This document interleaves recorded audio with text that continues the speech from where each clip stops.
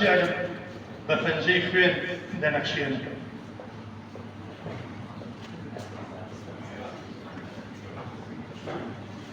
خۆت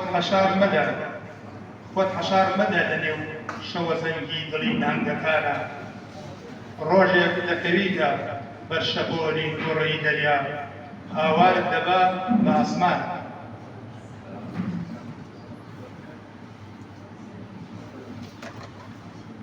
ئاوێنەی شکاو لە چاوەڕوانی زەردەفەڕە ڕوخساری خۆی دەبینێ لە ئاوێنەیەکی شکاوە زەرد هەڵگەڕاوە زەرد دەبێ نەبەهێ بە چاوەکانی کەسەی جەرگی بینی بگەڕێتەوە نیوە شەوێکی ساردستان لە دەرگەمدا بەڵێدایە هاتمەوە تۆز و خۆڵی زیندە بە چاوکردنی لە ڕوخساری بچڕێتەوە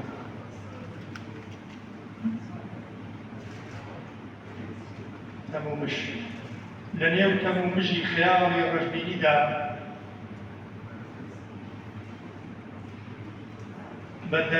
بە دەستەسەری هەناسەی بەیانیەک دەست و پێتەزی و دەموشاو بەسرمەوە کاتە زیوەکانی ڕۆژێکی نوێ تۆراوە نایەتەوە بە دەیوانیش بە دڵێکی تەنگەوە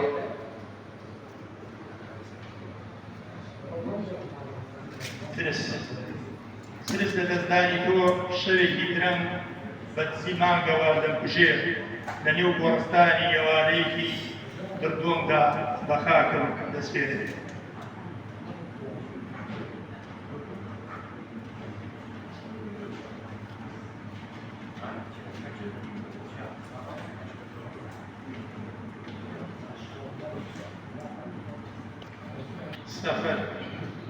سەفەرکردنت بۆ شەوێکی بێت ئاگر بەردەداتە چیا و گەشت گۆڕی ناخەم نەفامی بێ یاخوشێتی من لە سەفەرکردنت زۆر بەداخم هەنگاو بە هەنگاوی بکەوتەوە خەو دەدرێت لە چاوی شەم و باخم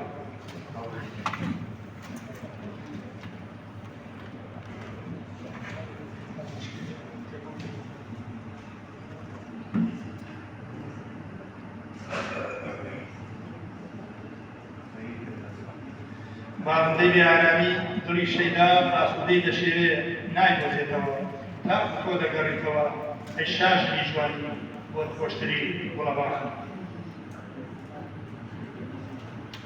منی شاعیر شێرترین شێتی تۆ و کەرکووک و نیشتیمان و پەیداخم مەست ئەبم بە خەیاڵ و ژانی ئەبینتەوە تووڕ ئەدەم شەراب و پەرداخم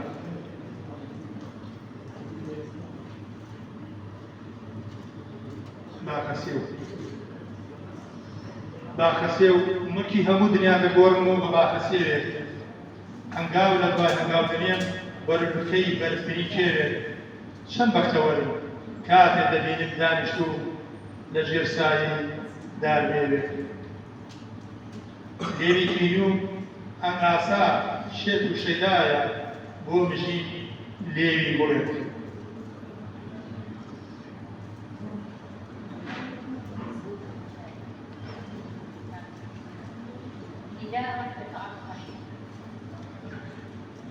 أيها الورد هل زرت حبيبي عطرك يشبه عطرك وربيعك يشبه ربيعك غصنك كغصن حبيبي نوروز آت أبحث عن زهرته فواح عطره الفراشات التي تزور زهرته النحل الذي يستنشق رائحته العسل الذي يتكون من فم حبيبي أعشقك وأعرف أن العشق ليس حرام أعشقك ولم أعد أرى وجهك أعشقك وأنا أتذكر كلامك أعشقك حتى أراك سعيدا أعشقك لأنك تعشقني فقط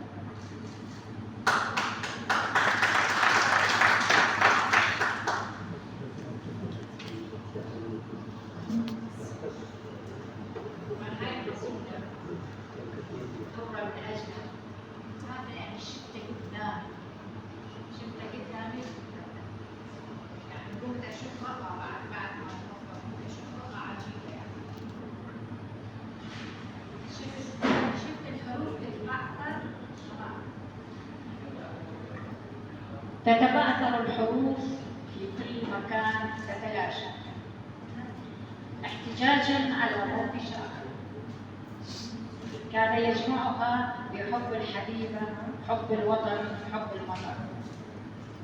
شاعر الحب والجمال ترك قصائد تحكي عن الحب والذكريات، لكن بموته زاد الحزن، زاد الصمت، ماتت الكلمات وتلوعت الحديث وصرخت بأعلى صوتها: لماذا يا أيتها المنون تأخذين حبيبي وحبيب الوطن؟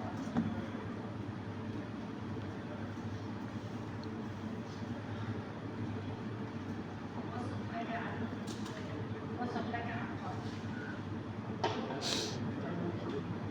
حبيبي، أنت كالشمس إذا غابت تموت كل الأحياء مجازا، كالمطر إذا انقطعت تموت كل النباتات، أنت كالبحر إذا تيبس تموت كل السفن.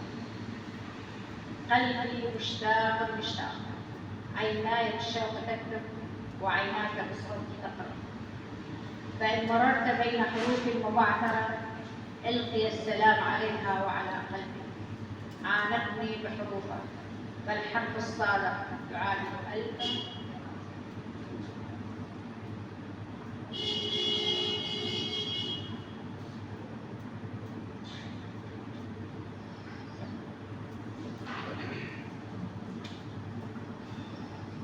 الحلم. أحلم كل يوم ماذا لو التقينا في ليلة هادئة، نكسر جدار الصمت والعزل، نتبادل القبلات، وأرقد بهدوء على ضفاف سريرك. قلبك لا يرحم، قلبك مفعم بالحب. أريد أن أهيم بحبك وأجلس على ضفاف سريرك. أنا أحترق على نار عجافة. أنا لست بائعا متجولا في الأزقة إلا في زقاق عينيك وقلبك. عيناك يمكن الدخول إليها ولكن لا يمكن الخروج منها.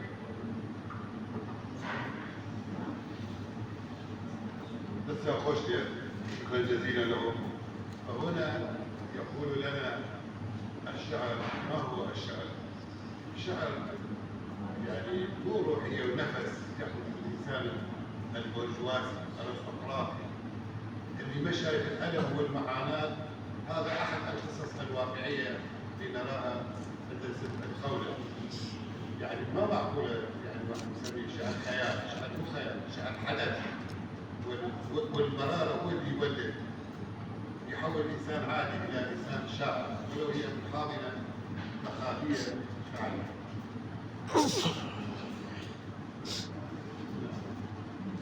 فهكذا الشعر. يعني أنا دائما لما تعرف شعر يقول إنه الشعر يشمل من رحم المعاناة أن تسري في القلوب شرايين دائما. فهكذا شعري راسبين أو شعرية كذا رداوة كانوا أو رداوة كزور كاني كريم السنان بروبيا ولا برمج جبات جلوي عشق شيء أنا بقول أو شعر أجر وقر رداية نسقهم رندار النبي زور زحمة.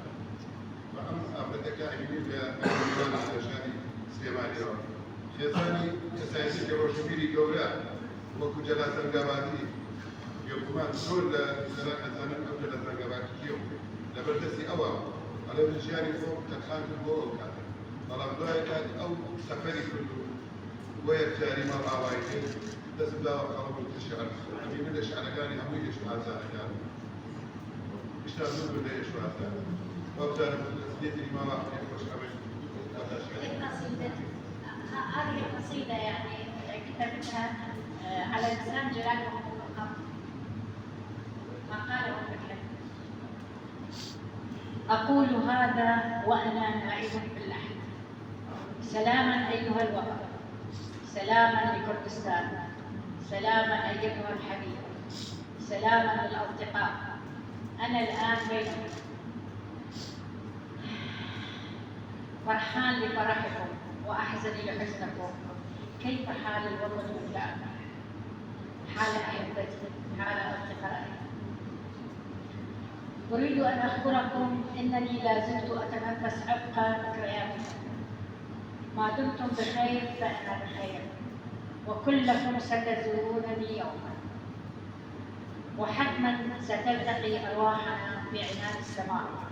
محبتي وأشواقي للجميع.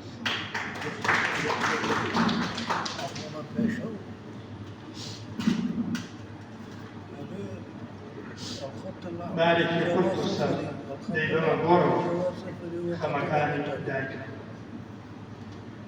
نالي نبا شي حبيبي دراسي منيش توقف شيروكاني عجاج شتاب حاركاني بيابان أنفال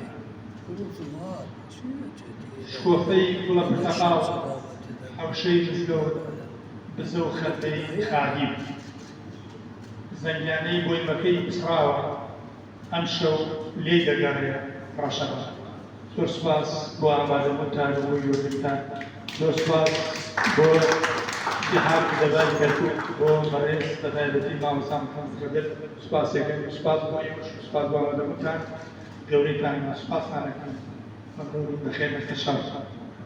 شكرا جزيلا لحضوركم. أنا أشكركم واحد وأرفع لكم حضوركم.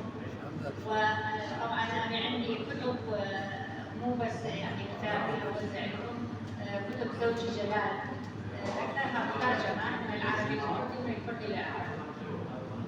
عندنا طبعا مؤلفات كبيرة مقدر تجد يعني، وعندي نسخ قريبة من دواوين، وعندي دواوين أخرى بالكمبيوتر لحد الآن ثلاث دواوين عندي بالكمبيوتر ما مطبوعات.